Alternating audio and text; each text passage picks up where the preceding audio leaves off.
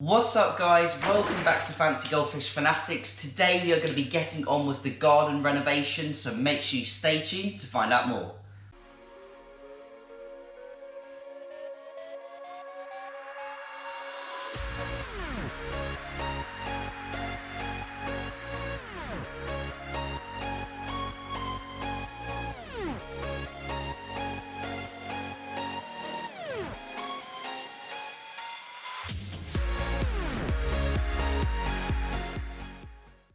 Hey Fanatics family, welcome back. As always, check out those links in the description. Make sure to check out our sponsors, Jimmy Goldfish USA and Star Fisheries, for all your goldfish needs. Also, make sure you check out the Instagram and the Fancy Goldfish Fanatics website. Links are in the description. So in the last video, or potentially a couple of videos ago, you may have seen my little update video where we got rid of the Ryukin. We moved a couple of the Ryukin and we just had a little bit of a move about. So now I have no tank inside, I've got a couple of Ryukin outside, and now we are finally getting onto the garden renovation, which I've been wanting to do for months and months now. I finally got all the supplies as well. I'm going to show you what the garden looks like now. It looks like a bit of a mess, and then I'm just going to do updates throughout the video, and I'm probably going to split this into maybe 2 or 3 episodes, something like that. We're going to renovate the whole garden, completely change what it looks like, and also get the pond looking really nice. Generally, most of the people who keep fish outdoors kind of like their gardening as well, and I thought as I'm doing this garden renovation, I might as well document it, and I might give you some tips and ideas of how to decorate your garden, or how to incorporate a water feature or a pond into the garden, and how to sort of blend it in and make it look nice. So this is really trial and error for me. I've never renovated a garden before. I've got an idea of what I'd like to do, so I'm going to show you what the garden looks like now, and then we will get on with the renovations, and hopefully by the end of it we'll have a fully renovated garden that's completely different, and the pond is going to be looking really good as well. So I'm going to head outside now and show you what it looks like. As you can hopefully see behind me, we've got the patio area. I've got some new patio furniture now. The old patio furniture's gone because it was just too bulky, taking up too much of the garden. We've got the fish down here. The water did go clear for a period of time, and now it's starting to go green again, unfortunately. But first job, I need to move that whole pond over to the other side of the garden. So we're going to move it over to this side of the patio so I can lay some more patio stones, which you can see are there. And then also in the back corner we have a water feature that we're going to be installing, and then we're going to be ripping up all of the grass and completely changing out to stone. So it's nice and easy maintenance. Just want to make sure the garden is easy for me to maintain and it looks nice year round. I don't want to be spending lots of time looking after it. I've got the fish to look after as well, and I want to make my life a little bit easier, and I also want to get the pond finished. I want to get that looking really nice. We're going to clad it in some nice stone, which is going to look really good. So I'm going to get on with the start of the video now. First job, we've got to move the pond, so I'm going to get a time lapse set up. I'm going to start emptying the pond, and then we'll get that moved to the other side of the garden. And I'm going to try and document as much of this process as possible. If you do have any questions, please leave them down in the comment section below. But I'm going to get cracking. The sun is starting to come out and it's really hot, so I'm going to get cracking before it gets too hot. A few moments later. So the first job, as you can see, is to start pumping out all of the water from the current goldfish pond.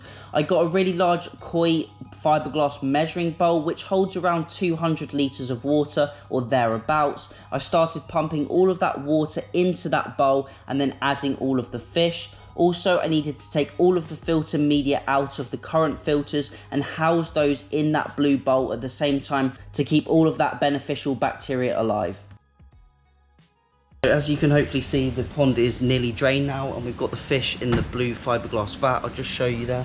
As you can see, the fish are looking really good, and I've got all of their beneficial bacteria and media in the tank as well, and we're just finishing pumping out the rest of the water. So you can see the fish are all absolutely fine, and we've got all the filter media in the blue vat as well. And what we're going to do is we're going to move the pond to here, pump all that water back in, put some fresh water in, so it'll be like they're doing a 70% water change, and then we'll move the pond, set that all up, and then we can finally get started on the patio area underneath there. So I'm just going to finish draining that now, and then I'll catch you once that's all done, and probably do a little time lapse hopefully of moving it over. So now we've pretty much got all of the water drained out of the pond. The fish are looking absolutely fine. We've got the 2 Ryukin in there, which are getting collected very, very soon now. I'm not sure you will see those in the next episode. And Dad managed to come along and help me move the pond because it is quite heavy. I wanted to make sure that polystyrene is still underneath the pond to make sure it is on a level base. It is only going to be full and filled up for another 2 to 3 days before we move it back once we've finished laying the new patio stones.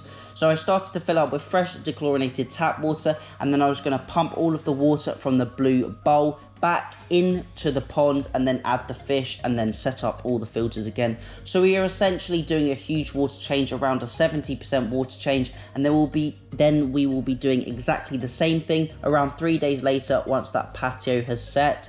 Dad was also helping me to put the gate on the other way so it opens against the fence rather than taking up precious space in the small garden as well. You can see here we're just starting to pump all of the rest of the water from the blue bowl into the tank, and the fish are looking absolutely great and enjoying the hot weather that we've been having. So the first job now was to start digging up the garden, removing all of that soil so we could lay those new patio stones and extend the patio outwards towards the fence. So lots of digging, breaking up the soil and moving all of the soil was needed to make sure we had a nice base before we can put down some scalpings, some sharp sand to make sure those concrete slabs bed well into the earth and don't move around under the pond. This was also really helpful because the pond was originally sitting on a bit of polystyrene on the uneven grass, so it didn't have a firm and good stable base. So now we were allowing the pond to have that really good stable base so the water level can be nice and even throughout the tank. I've just added lots of scalpings down to make sure we've got a good base for those blocks, and getting the angle grinder out. I definitely don't recommend angle grinding without trousers on and without the proper protective equipment because it can be very dangerous. So please do not try this at home unless you know exactly what you are doing and you've got the perfect equipment for doing it. So next up we laid the first slab around the waste pipe of the rainwater drain. So we needed to make sure we didn't get on top of that because it was slightly above the current patio, so I had to use the angle grinder to cut that out. Then we had to mix all of the concrete up, which was really labor intensive, and lay down a really good base for the first slab. Now this looks like a super quick process, but it actually took ages and it was really labor intensive, and I wish I hadn't started it. I'm so glad it's finished now, but it was a really labor intensive work, and you can see us stamping on the stones, getting them nice and level to match in with the current patio. You will also be able to notice that the new stones don't quite match in with the current patio, but they will weather quite quickly, and those ones in particular are going to be covered by the pond, so you won't be able to see them anyway, but they will weather in quite quickly after a few months, especially over winter. So we are now on day 2 of the garden project, and this is going to be probably the last day on this episode, and then for the next episode I do on the garden I'll be doing other days that I've worked on it. So yeah, as I said, this is day 2. As you can hopefully see, the slabs are now set behind there, and I just need to point them. So I'm going to make up a strong mix of sand and cement to point the slabs, and then next job is to start digging up all the turf in the garden ready for the stones and gravel to go down on there. So I'm going to crack on with the pointing now, and then we're going to move on to digging up the garden. And also I really want to get the water feature in the ground and level and in the right positions. So I'll keep filming everything I'm doing. As you can see, also the fish are doing really well and they're really happy, and I actually really like the position of the pond. It's really nice when I'm sitting on the sofa at night, I can actually see them really well, so I do really like that. But they are going to be going back in that corner just for space purposes. So I'm going to head back out now and I'll catch you in a bit. So now you can really see the state of the garden. We've got building supplies everywhere, we've got the pond in the middle of the garden, but luckily the patio is finished. We did a really good job on this, and I was really happy on this side of the patio. They're looking great, but the garden is such a mess. However, the fish are looking really happy and they're enjoying their big water change. So next up, once we finished, was to start pointing those slabs. So now I'm just adding a really strong mix of cement and soft sand in between the slabs to make sure they are nicely pointed. Now this pointing won't quite match in with the existing one, but as I've said, after a few months they will weather right in and they will look fairly similar. I could artificially weather them as well if I wanted to, but I'm not too bothered about the slight colour change. So I'm just getting all that pointing done, and now I am starting to dig up the garden, which is the really labour intensive main part of the job. I've got a little bit of wood that I'm slowly sawing up because it was very early in the morning and I was trying to be as quiet as possible for the neighbours, and that is going to go against the fence in the back. So if it's quite damp in that back corner, that wood is going to rot first and it's not going to rot into the fence because I want to protect that fence as much as possible. So now we're also digging out the area for the water feature. I want to make sure this bowl is nice and level in the ground and as low as possible without the soil being able to fall into it.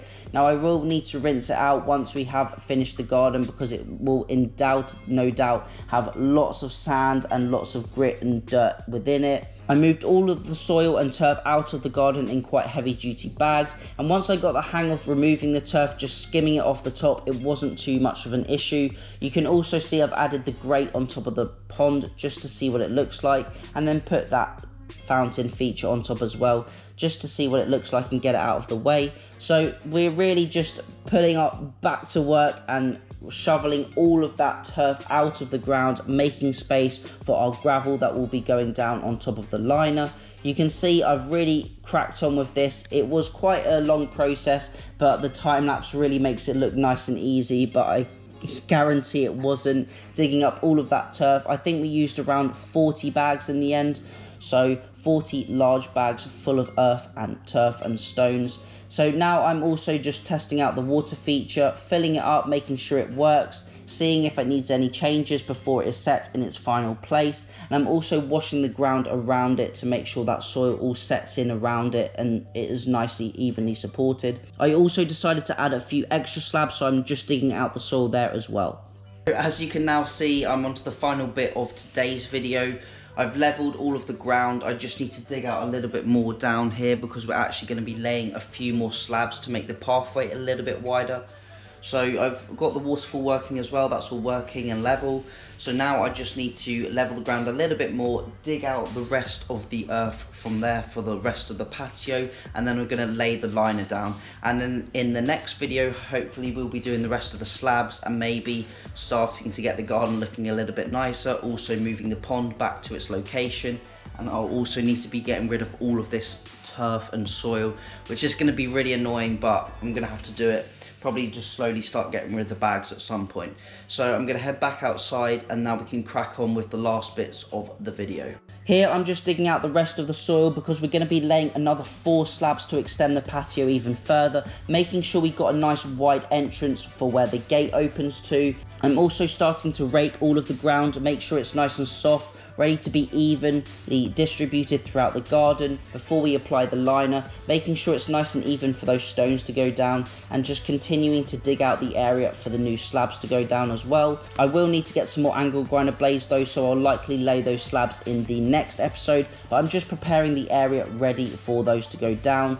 And then now I'm just finally raking up all of the soil, making sure it's nice and evenly distributed before laying the liner down, which was actually a pond liner, just a really cheap pond liner. I just didn't want any weeds growing up through the garden, and I've used membranes before and they've been absolutely rubbish, so I've gone for a really thick heavy duty tarpaulin, so to say, and I'm just generally measuring it to the fence. I've left quite a bit of upspill or rest of the liner up the fence because I will trim this and cut this all down once I have the gravel in place. And as you can see, here is the finished project for episode 1. I'd like to thank you all for watching as always. If you've got any questions or any queries or comments, please feel free to leave those down below. I'm really happy with the job we've done on the garden so far, and I'll catch you in the next episode.